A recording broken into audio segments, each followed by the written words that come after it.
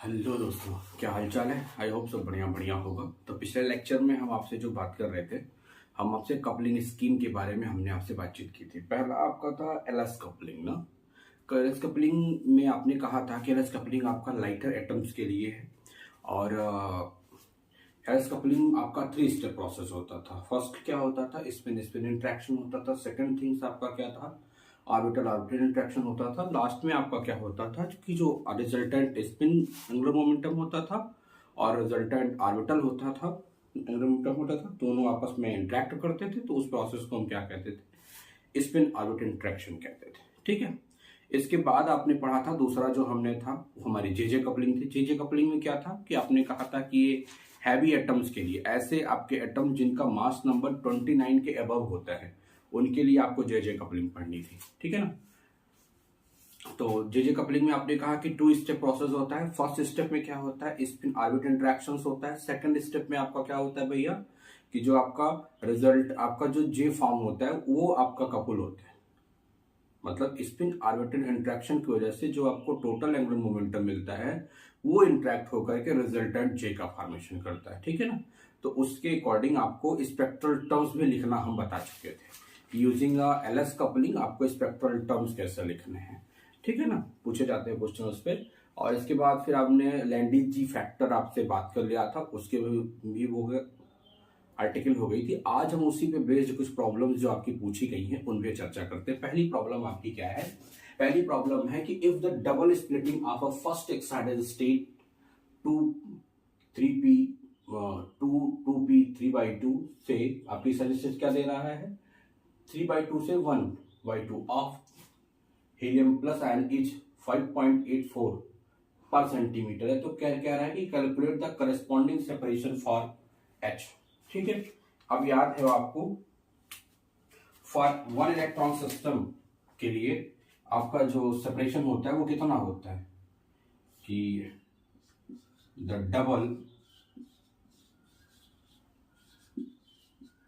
Double splitting of ये 1 electron of 1 electron atomic state, 1 electron atomic state arising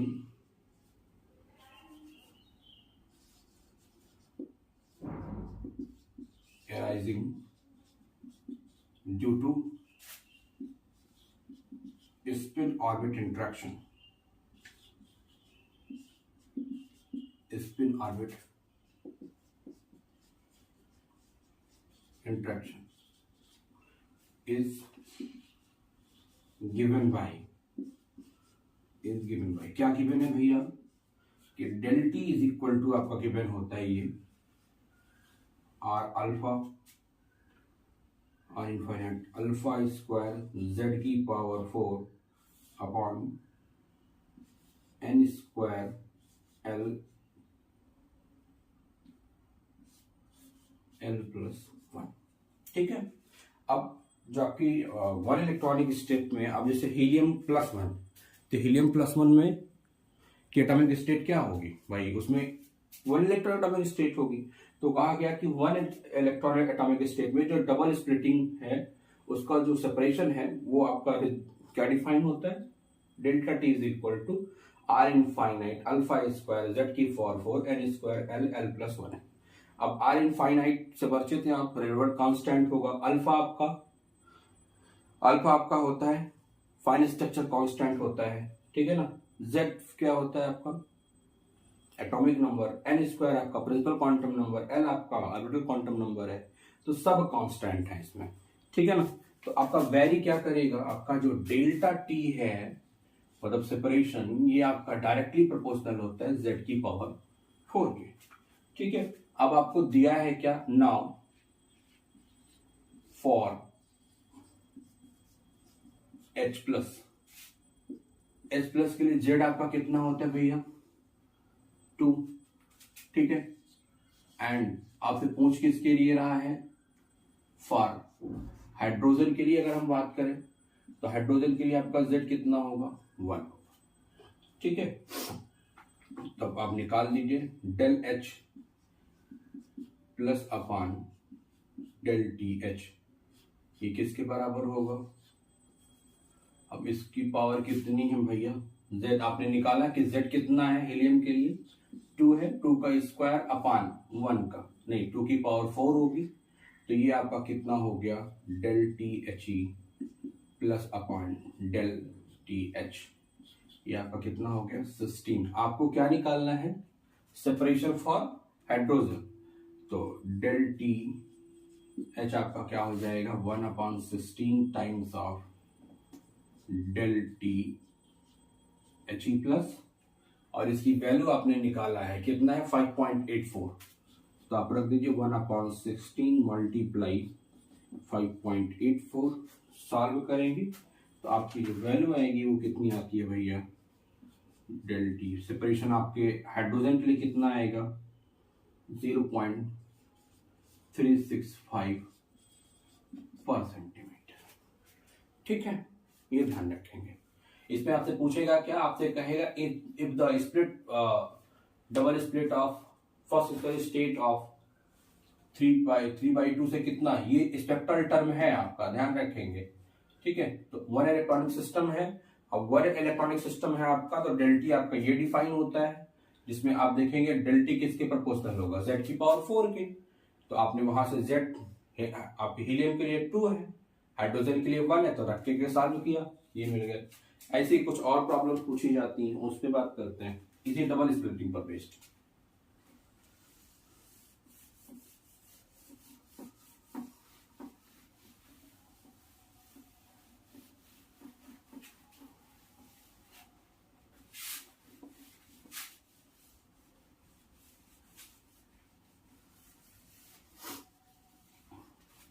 अगली problem देखते हैं, कह रहे हैं कि the double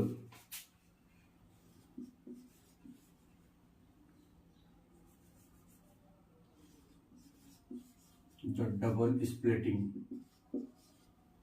of first excited state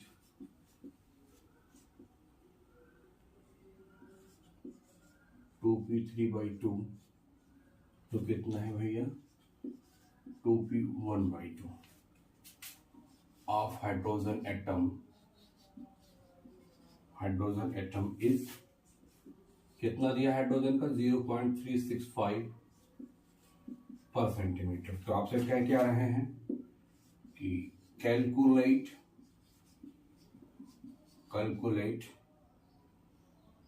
the corresponding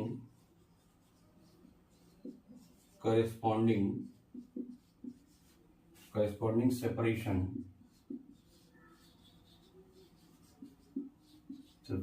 for Li plus. ठीक है, अब उसमें क्या था, उसमें आपको हीलियम का देख करके आपसे क्या पूछ रहे थे, हाइड्रोजन का पूछ लिया था, यहां पर आपको क्या दिया, हाइड्रोजन का दिया है और आपसे लिथियम का पूछ रहा है। ठीक है ना, अब डबल प्लस है तो वन इलेक्ट्रॉन सिस्टम हो गया, और अभी आपने पढ़ा है कि वन इलेक्ट्रॉन सिस्टम के लिए आपका जो एनर्जी सेपरेशन होता है वो किसके प्रोपोर्शनल होता है, we know that energy separation alpha आपका डायरेक्टली प्रोपोर्शनल होगा किसके, Z की पावर 4 के। ठीक है, तो हम कहेंगे कि फार्मूला आप याद रखेंगे कि अगर एक जैसे मान लीजिए कि आपसे वैसे पूछें तो आप ये ध्यान रखेंगे फार्मूला आपका क्या है, del T is equal to है R not alpha square Z की पावर 4 अपान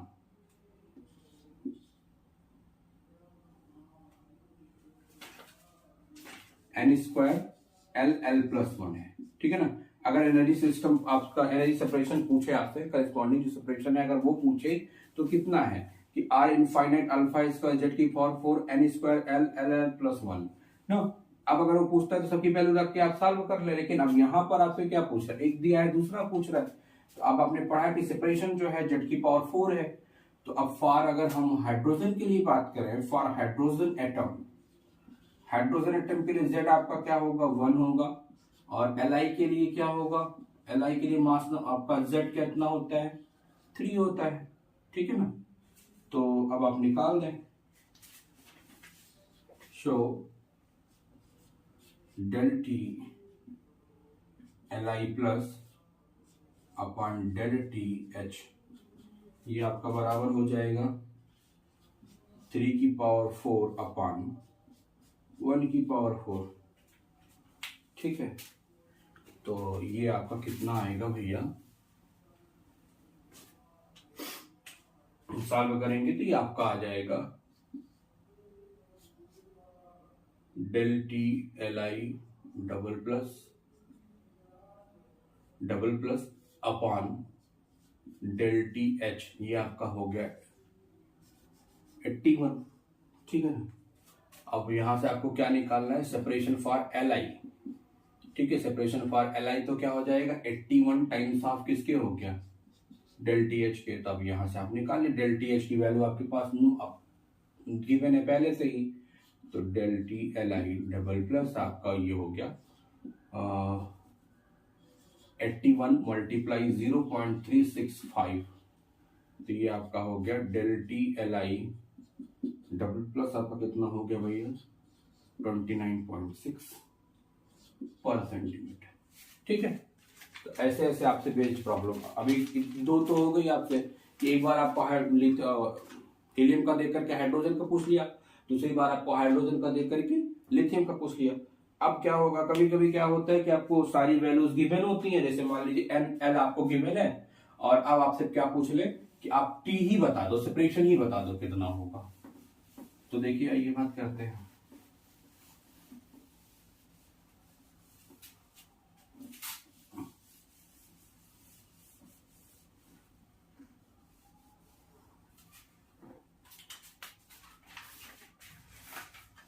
अगली प्रॉब्लम क्या है, कह रहे हैं कि calculate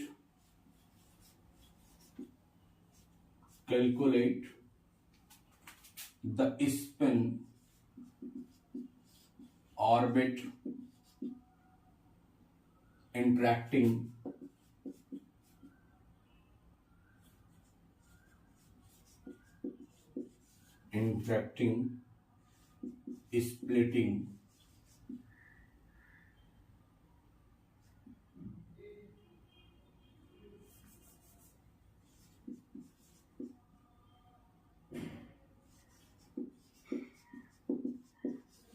splitting of a label corresponding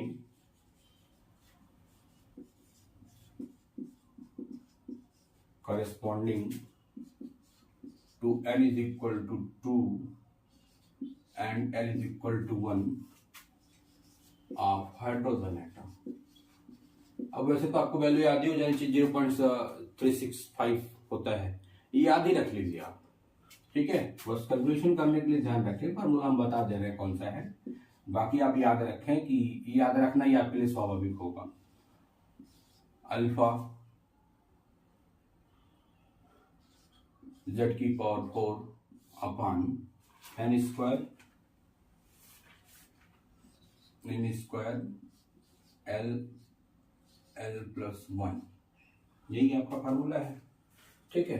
अब अगर हाइड्रोजन एटम के लिए बात करेंगे तो दोनों की जो वैल्यू आती है आपकी कैलकुलेट करने के बाद, वो आपकी आती है 5.84 z की power 4 upon n square l plus 1, ठीक है। n आपका कितना दिया है भैया 2 दिया है, गिवन क्या क्या है, given that n is equal to 2 है और n इज इक्वल टू 1 है, तो अब आप निकाल दें। सो डेल टी क्या हो जाएगा, फिर आपका डेल टी आपका हो जाएगा इक्वल टू 5.84 मल्टीप्लाई 1, ठीक है, क्योंकि Z हाइड्रोजन है तो 1 हो जाएगा, ये 2 हो जाएगा 1 प्लस 1, ठीक है।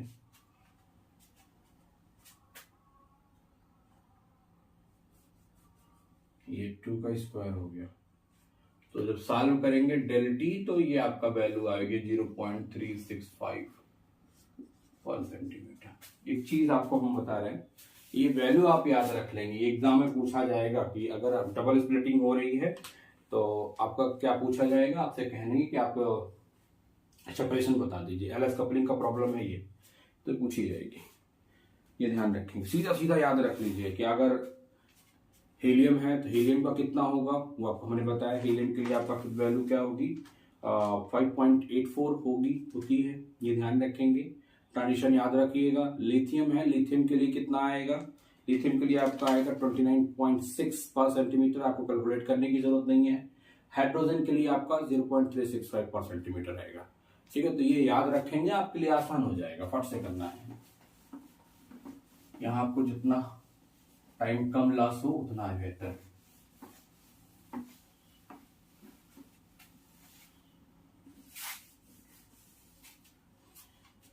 देखिए अगला है कि फाइंड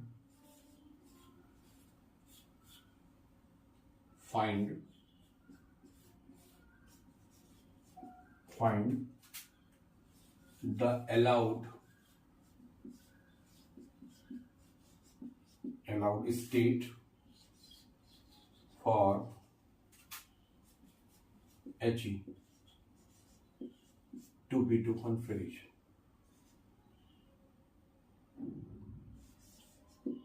ठीक है, आपको इसका स्पेक्ट्रल टर्म आपको दिया गया है 2p ना, 2p2। अब उसी के लिए आपसे कह रहे हैं कि आप इसके लिए हमें क्या बता दीजिए भैया, अलाउड स्टेट बता दीजिए, किसकी अलाउड स्टेट क्या होगी।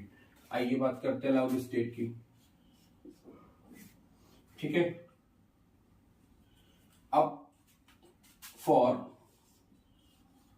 He 2p2 कॉन्फ़िगरेशन,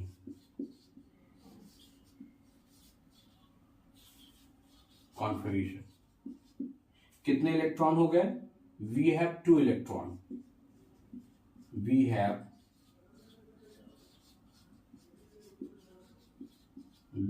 2 इलेक्ट्रॉन किस स्टेट में, in 2p2 state. 2p2 state के लिए आपको कितने इलेक्ट्रॉन होंगे, 2 इलेक्ट्रॉन हैं। अब 10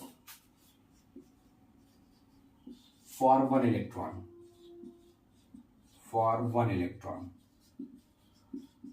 इलेक्ट्रॉन के लिए S इज इक्वल टू कितना हो जाएगा भैया, 1/2 और L इज इक्वल टू क्या हो जाएगा, 1। For another electron,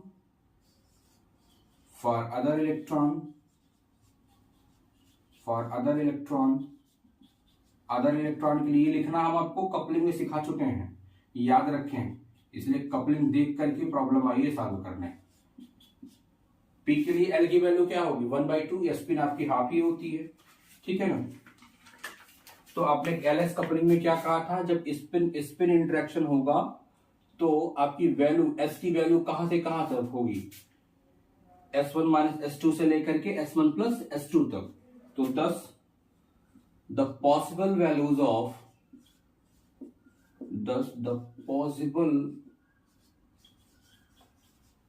values of L and S,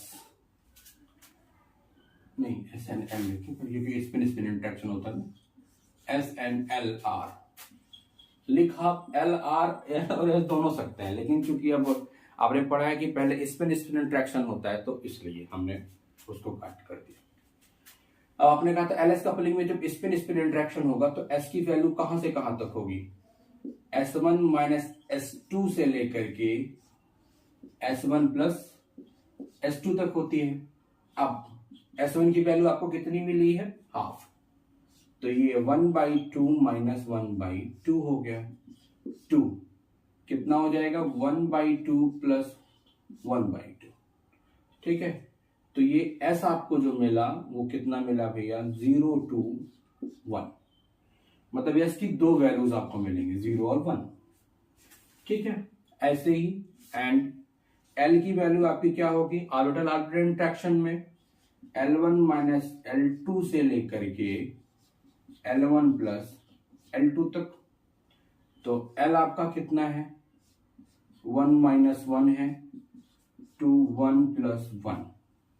तो L की वैल्यू आपको क्या मिल गई भैया, 0 2 2, मतलब L की दो वैल्यू 0 1 2। ठीक है, अगर आपसे स्टेट्स मान लो प्रॉब्लम में पूछ ले तो आप जानते हैं 0 का मतलब एस स्टेट, P का मतलब और 1 का मतलब P स्टेट और 2 का मतलब D स्टेट। तो ये भी क्वेश्चन में आपसे पूछ लेते हैं कि स्टेट्स आप बता दीजिए, तो एस पी डी एफ है, याद रखिएगा। ठीक है, लेकिन आपसे यहाँ पे क्या पूछ रहा है कि अलाउड स्टेट, तो आपने एस निकाल लिया, एल एस कपलिंग है, तो L S coupling 3 step process था, आपको मैंने बताया था। पहला स्पिन स्पिन इंट्रैक्शन, दूसरा क्या होगा ऑर्बिटल ऑर्बिटल इंट्रैक्शन, तीसरा आपका स्पिन ऑर्बिट। तो स्पिन स्पिन हो गया, ऑर्बिटल हो गया, तो अब कौन सा बचेगा, थर्ड टर्म आपका बच रहा है स्पिन ऑर्बिटल इंट्रैक्शन, वो कर लीजिए।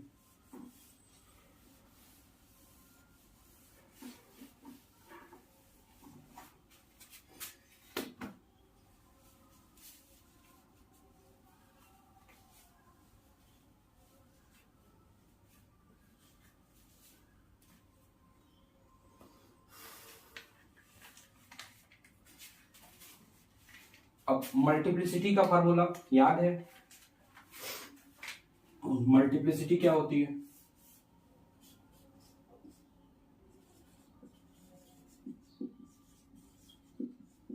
Multiplicity 2s + 1। ठीक है, अब s की वैल्यू आपकी कितनी होगी, एक 0 एक हाफ रखेंगे, दो वैल्यू मिले ना 0 और 1।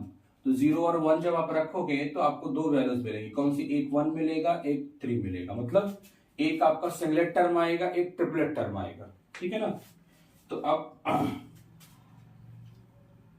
10 to take into account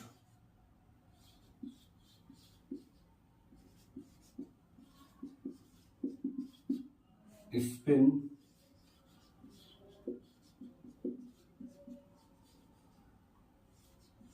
orbit interaction, let us combine to form L and S।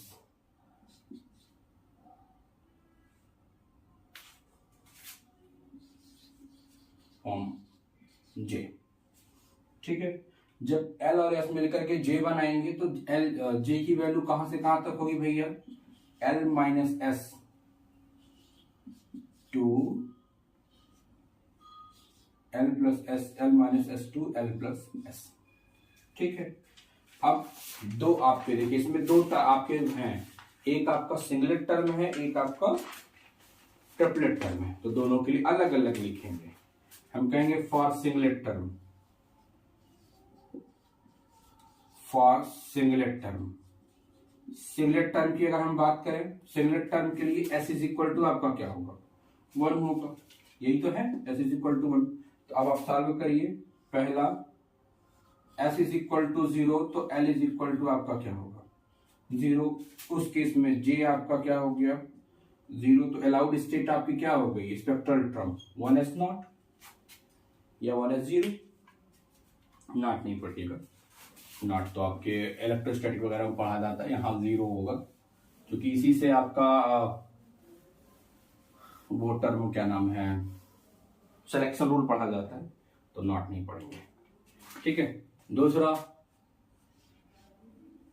S = 0, तो L = 1 है आपका, इसके लिए आपका क्या हो जाएगा, J = 1, स्टेट आपकी P11। ठीक है, S = आपका 0, तो L = 2। ठीक है, यहाँ S = 0, दो वैल्यूज आई थी ना 0 और 1, तो सिंगलेट के लिए S = 0 हमने कर दिया। ठीक है, S = 0 और L = आपका क्या हो गया, 2, तो J आपका कितना आ जाएगा, L - S to L + S। ठीक है, तो J = आपका 2 हो गया, और 2 के लिए कौन सी स्टेट है, 1D2, ये आपका उसका अलाउड स्टेट हो गया। अब अगर ट्रिपलेट की बात करें तो फॉर ट्रिपलेट फॉर ट्रिपलेट के लिए आपका s इज इक्वल टू 1 हो गया, तो पहला आपका जो टर्म होगा s is equal to 1, l is equal to 1। ठीक है, इसके लिए j की वैल्यू आपकी क्या आएगी 1, और यहाँ पर जो अलाउड स्टेट होगा वो 3s1। मतलब ये स्पेक्ट्रल टर्म है, अगर आपको याद हो तो स्पेक्ट्रल टर्म हमने आपको सिखाया था कि 2s प्लस 1 l और ये आपका j, ये स्पेक्ट्रल टर्म था। इसी फार्मूले से हम स्पेक्ट्रल टर्म लिख रहे हैं, कोई नया फार्मूला नहीं है। वहां पर हमने बताया था कि अगर l इज इक्वल टू 0 होगा तो s लिखेंगे, l इज इक्वल टू 1 होगा तो p लिखेंगे, l इक्वल टू 2 होगा तो d लिखेंगे, l इज इक्वल टू 3 होगा तो f लिखेंगे। ये आप याद रखेंगे, हमने उस स्टार्टिंग में आपसे बताया था कि जब आप स्पेक्ट्रल टर्म लिखेंगे किसी भी आपकी कपलिंग का, तो स्पेक्ट्रल टर्म का फार्मूला आपका क्या है 2s प्लस 1 lj है। ठीक है ना, तो आप याद रखेंगे कि l आपका ये जो कैपिटल L है उसकी वैल्यू किससे बदलेगी, l इज इक्वल टू 0, 1, 2 और 3, ऐसी वैल्यू आपकी p, s, p, d, f बदल जाएगी। तो वही उसी फार्मूले से हम लिख रहे हैं, कुछ नया नहीं कर रहे हैं भाई, याद रखेंगे, नहीं पता लगा हम प्रॉब्लम सॉल्व करा रहे हैं आपको कंफ्यूजन होता रहा कि सब कहां से करा रहे हैं कहां से करा रहे हैं। तो स्पेक्ट्रल टर्म ही हम लिख रहे हैं, बस अलाउड स्टेट के नाम से वो पूछ रहा है कि अगर आपका ये एलएस कपलिंग है तो उस कपलिंग में आपका अलाउड स्टेट क्या होगा। ठीक है, एस इज इक्वल टू आपका क्या हो गया 1, तो एल इज इक्वल टू यहाँ पर आपका कितना होगा 1, तो आपका जे कितना हो गया भैया, ये 0 था, तो यहां से आपका जे की तीन वैल्यूज आप 0, 1, 2 पाएंगे। ठीक है, जो अलाउड स्टेट आपके लिए होगी 3, p, 0, 1, 2, 3 स्टेट्स आपके अलाउड होंगे। ठीक है, फिर आपने s इज इक्वल टू 1 हो गया, l इज इक्वल टू आपका क्या हो जाएगा 2, जो l इज इक्वल टू, तो j की वैल्यू आप 1, 2, 3 होगी, और फिर अलाउड स्टेट आपका जो होगा वो कितना होगा 3d, 1, 2, 3।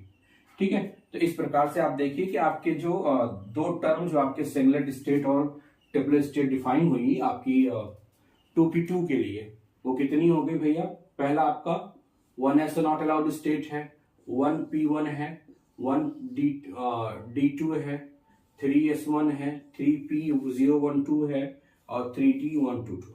ठीक है, तो ऑप्शन में आप ये ध्यान रखेंगे। ठीक है, इस तरीके से होगा। फर्स्ट ऑफ ऑल ध्यान रखें, आपको करना क्या होगा, जो स्टेप आपने एलएस कपलिंग में सीखा है उसी कपलिंग स्टेट में आना है। ठीक है ना, अब लगाएंगे कौन सी कपलिंग कब, कौन सा फार्मूला एलएस का लगेगा, कौन सा जेजे का लगेगा, तो सिंपल सा ध्यान रखें, अगर आपका मास नंबर 29 के नीचे है तो एलएस कपलिंग लगनी है, अगर 29 के ऊपर है तो जेजे कपलिंग लगनी है। ठीक है ना, ये याद रखेंगे, अगर उसमें नहीं कहा है क्वेश्चन में तब, नहीं तो पता लगा आप भूल गए। आइए एक और प्रॉब्लम करते हैं आपसे।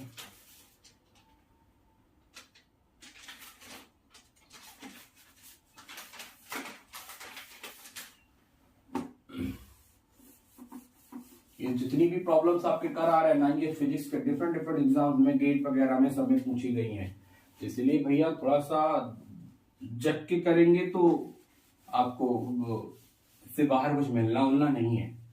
ठीक है ना, एग्जैक्ट प्रॉब्लम ना मिले हम ये मान सकते हैं, लेकिन बेस जो प्रॉब्लम तो आपको यहां से मिल ही जाएगी, बाहर कुछ नहीं आना आपके, बस आपको पढ़ते रहना है, लगातार पढ़ते रहेंगे तो आपका काम होता रहेगा। प्रॉब्लम अगली है कि if an atom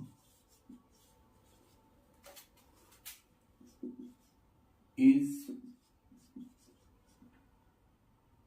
in 3d3 state,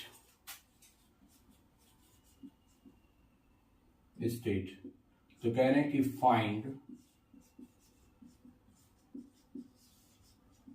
the angle between its L and S।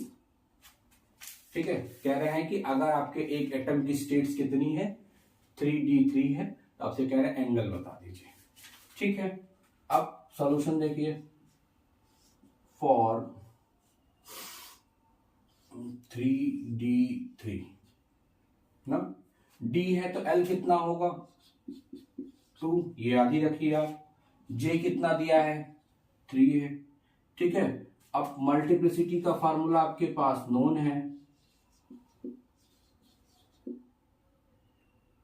Capacity क्या है 2s प्लस 1 है, उसकी भी वैल्यू आपको कितना दिया है 3 दिया है, तो यस आपका क्या हो गया 1 हो गया फिर।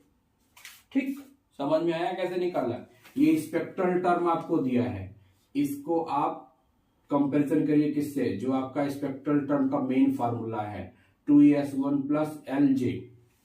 ठीक है, तो एल आपका चूंकि डी है तो एल इज इक्वल टू 2 हो गया confirm, J is equal to 3 हो ही गया, 2s प्लस 1 3 हो गया, तो यस कितना हो गया 1। ठीक है, तो ये आपको मिल गया। अब आपसे पूछ क्या रहे हैं कि आप एंगल बता दीजिए। अब आपको हमने एंगल निकालना वेक्टर टमाटर में सिखाया है, वो क्या है कॉस एल एस, आपका वो क्या हो जाएगा minus L L plus 1, capital L ही तो स्मॉल एल लिखते हैं, L L plus 1 plus S S plus 1 plus J J plus 1 upon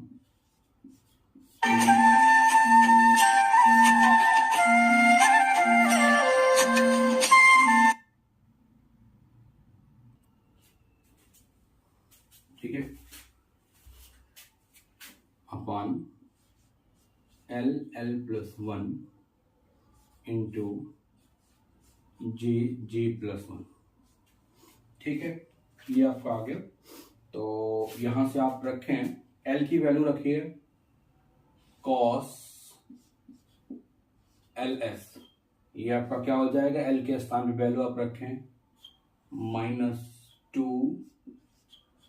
2 plus 1 plus 1 1 plus 1 plus 3 3 plus 1 upon 2 2 plus 1 1 1 plus 1। ठीक, तो ये आपका हो जाएगा कॉस एल एस, आपका हो गया -6 प्लस 2 और ये आपका हो गया 12 अपॉन, इसकी वैल्यू आप सॉल्व करें तो ये आपका आ जाएगा 2√6 इंटू √2 और आपका हो गया कॉस एल डॉट एस, ये आपका कितना हो जाएगा 4 अपॉन, इसी को आप लिख सकते हैं 6 को क्या लिख सकते हैं 3 इंटू 2 तो √2 2 into 2 upon sorry 2 into 2 into 3 हो जाएगा, तो आया कितना 1 अपॉन √3। तो थीटा आपका कितना हो गया भैया cos इनवर्स 1 अपॉन √3, ये आपका एंगल आ गया। ठीक है, अगर आपसे एंगल पूछता है कि थीटा की वैल्यू क्या होगी तो ये आपका, ठीक।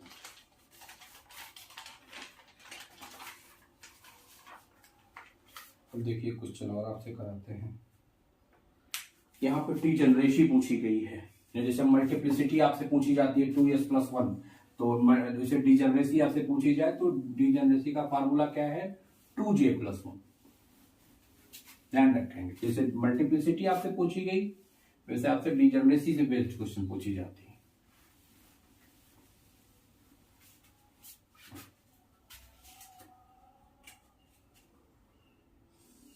प्रॉब्लम आपकी है कि find the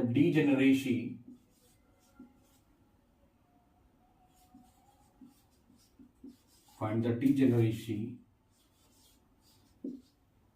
of an excited state of hydrogen atom having electronic configuration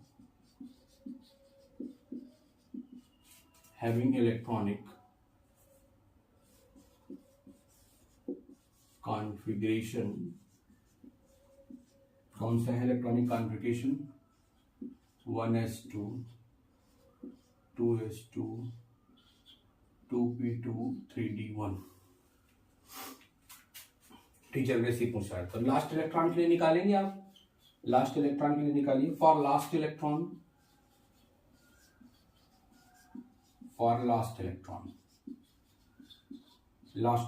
के लिए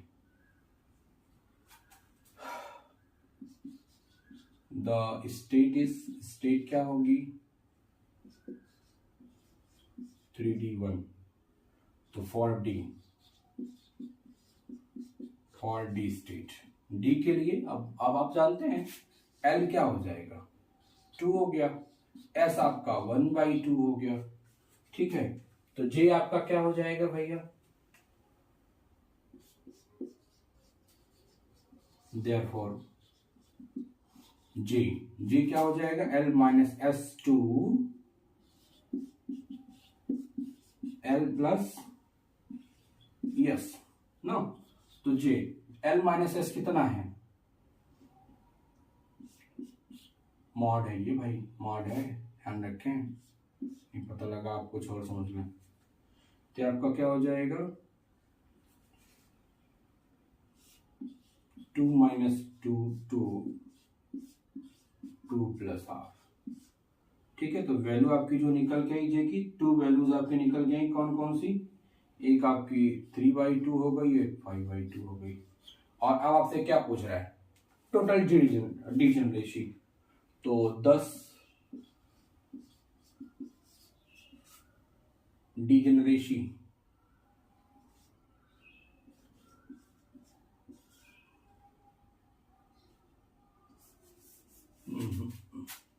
सही है,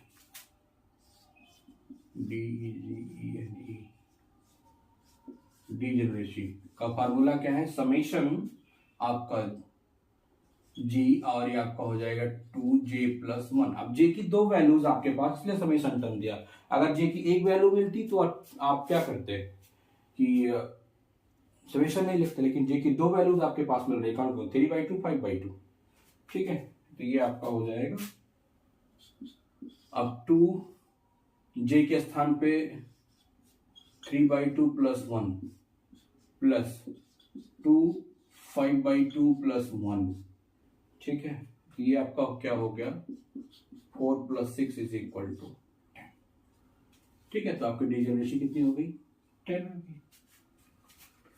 ठीक भैया, एक इस तरीके की प्रॉब्लम आपसे पूछी जाती है। अब एक LS पे हो गई, एक JJ पे हो गई, एक एंगल पे हो गई। अब एक आप J1 J2 की वैल्यू निकाल ले आएंगे। तो बड़ी अच्छी अच्छी प्रॉब्लम्स एग्जाम में पूछी जाती हैं आपके। ठीक है, बहुत दिमाग नहीं लगाना होता, बस थोड़ा सा कॉन्सेप्चुअली आप क्लियर हो कि आपको कितने स्टेप्स का फॉर्मेशन होना है, जैसे LS और JJ कपलिंग में है, और कौन सा फॉर्मूला लगता है। बाकी तो काम आप कर ही ले जाएंगे। आपको दिया है कि find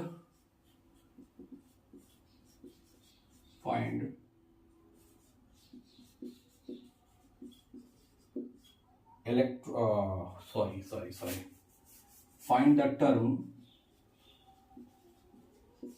the term J1 J2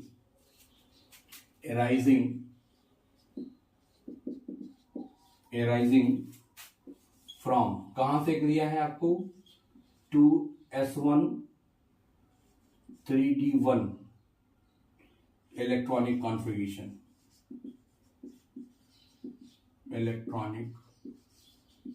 configuration in JJ scheme. अब देखिए, इसमें आपको दे दिया कि किसमें करना है, आपको JJ स्कीम में जाना है। तो JJ स्कीम में 2 स्टेप प्रोसेस है, कौन कौन सा, स्पिन ऑर्बिटल इंटरेक्शन और टोटल वाला, तो वही याद रखें आप। तो अब इसमें 2 इलेक्ट्रॉन है, 2s1 है, 3d1 है। तो पहले 2s1 की देखें। फॉर 2s1 के लिए L = आपका क्या हो गया 0, चूंकि S है, और फिर आपका S क्या हो जाएगा 1/2 हो जाएगा। दूसरा 3d1 है, तो L = कितना हो गया आपका 2 हो जाएगा, और S आपका कितना हो गया हाफ।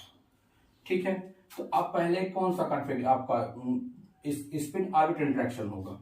जब स्पिन ऑर्बिटल इंटरेक्शन होगा तो J1 और J2 आपको मिलेंगे। तो J1 की जो वैल्यू होगी वो आपकी कहां से कहां तो होगी, L minus S to L plus S तक जाती है। तो L की वैल्यू आपकी क्या है, 0 minus half to 0 plus half. ठीक है, तो J1 की जो वैल्यू आपको मिली कितनी मिली, 1। ठीक है, ये किसके लिए, 2s1 के लिए। दूसरा आपका कौन सा है, 3D वाला है। 3D के लिए आप निकाल दीजिए J2, ये आपका हाफ हो गया। J2 कैलकुलेट करिए, वो भी L minus S to L plus S है, तो 2 minus half to 2 plus half. ठीक है, तो कितना हो जाएगा भैया, अब ये आपका हो गया 3/2।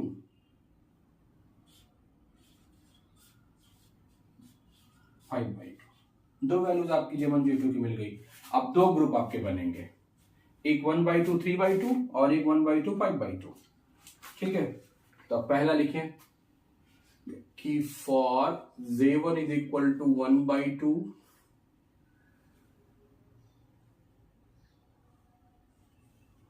एंड J2 इक्वल टू कितना हो जाएगा, 5/2।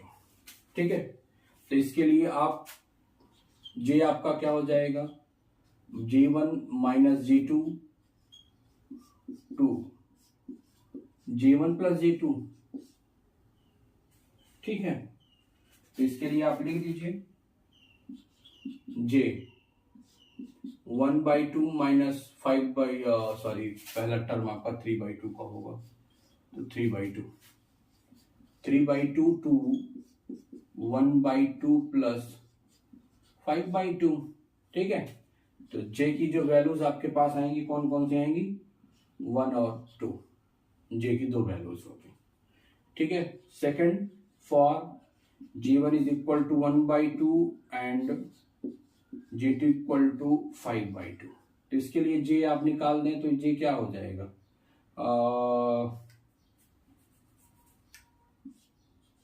J1 माइनस J2 है ना, तो J1 कितना हो जाएगा, 1/2 माइनस 5/2 टू 1/2 प्लस 5/2। ठीक है, तो J की जो दो वैल्यूज आपको मिलेंगी वो 2 3 मिलेंगी। ठीक है, तो J1 और J2 का जो अलाउड टर्म है वो क्या है भैया,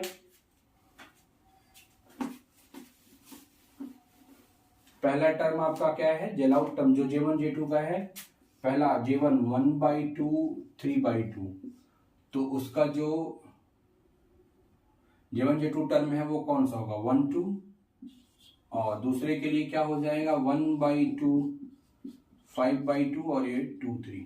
ठीक है, तो इस प्रकार से आपको J1 और J2 के अलाउड टर्म भी आपको फाइंड हो गए। ठीक है भैया, तो इतने तरीके से प्रॉब्लम आपकी पूछी जाती है आपके एग्जाम में। ठीक, अब नेक्स्ट टॉपिक हमारा जो होगा, ठीक है, वो आपको हम जीमान इफेक्ट के बारे में बात करेंगे।